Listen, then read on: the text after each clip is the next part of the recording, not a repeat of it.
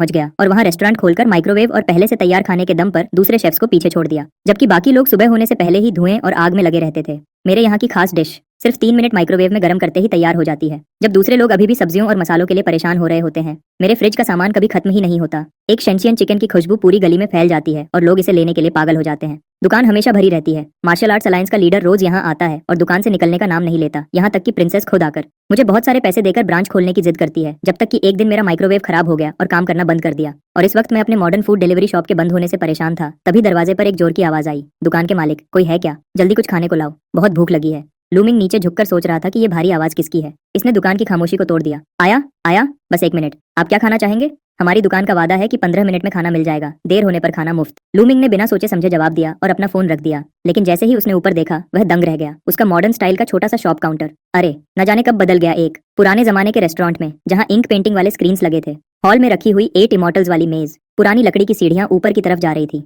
लाल लालटेन लटक रही थी। सब कुछ अजनबी था, पर फिर भी कुछ जाना पहचाना सा लग रहा था। ये कहाँ आ गया मैं तो अपने डिलीवरी शॉप में होना चाहिए था ना। और इस ग्राहक को देखो, पुराने जमाने के लंबे कपड़े पहने हुए है।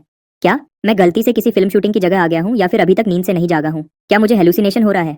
मालिक, खड़े खड़े क्या कर रहे हो? जल्दी खाना लाओ, कुछ भी ले आओ, मैं ज्यादा नखरे नहीं करता। ग्राहक ने देखा कि लूमिंग खड़ा है और बिना हिले बेसब्री से जल्दी करने को कहा। ओह, अभी लाया। लूमिंग ने सर हिलाया और किचन की तरफ मुड़ गया। चाहे ये सच हो या नहीं, उसे लगा कि उसे अपना चेहरा धोना चाहिए ताकि होश में आ सके। किचन में घुसकर उसने फ्रिज खोला और दुकान का सबसे ज्यादा बिकने वाला और स्टॉक में सबसे ज्यादा रखा हुआ कुंग पाओ चिकन का पैकेट निकाला, पैकिंग काटी और प्लेट में डालकर माइक्रोवेव में रख दिया। ये सब काम उसने बिना रुके किया। माइक्रोवेव चलने लगा। तभी लूमिंग को वक्त मिला। उसने नल खोला और ठंडे पानी से चेहरा धोया ताकि खुद को संभाल सके। उसने गहरी सांस ली और फिर से किचन से बाहर निकला। व्हाइट लाइट, ग्लास का दरवाजा, इलेक्ट्रिक फैन, वही जाना पहचाना सेटअप, वही जाना पहचाना माहौल। लगता है अभी जो हुआ वह सिर्फ एक हेलुसिनेशन था। वह ग्राहक तो वहाँ था ही नहीं। रुको, अगर ग्राहक वहाँ नहीं था तो वह कुंग पाओ चिकन की प्लेट बेकार में गर्म हो गई। छोड़ो, मैं खुद ही खा लूंगा, वैसे भी रात का खाना नहीं खाया था। लूमिंग ने सर हिलाया और वापस किचन की तरफ गया। ठीक 3-3.5 मिनट बाद गर्म होना खत्म हो गया। माइक्रोवेव से एक लालच भरी खुशबू आने लगी। उसने चॉपस्टिक्स उठाई और एक चिकन का टुकड़ा उठाया, चक्कर देखा। भले ही ये पहले से तैयार खाना था, पर स्वाद सच में अच्छा था। बस ये नहीं पता कि इसमें कितने केमिकल्स मिले होंगे।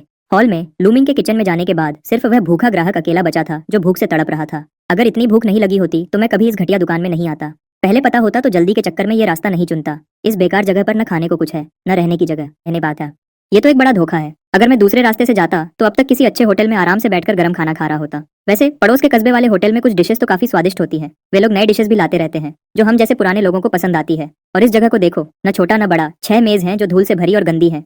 कोने में तो मकड़ी के जाले भी दिख रहे हैं। देखकर ही लग रहा है कि यहाँ बहुत समय से सफाई नहीं हुई है, या फिर यहाँ कोई ग्राहक आता ही नहीं है। ऐसी दुकान, और ऊपर से कह रहे हैं कि 15 मिनट में खाना देंगे। किचन में शायद सिर्फ जंगली सब्जियों का सूप ही होगा। क्या इसे खाने से कुछ हो तो नहीं जाएगा? पर अगर नहीं खाया तो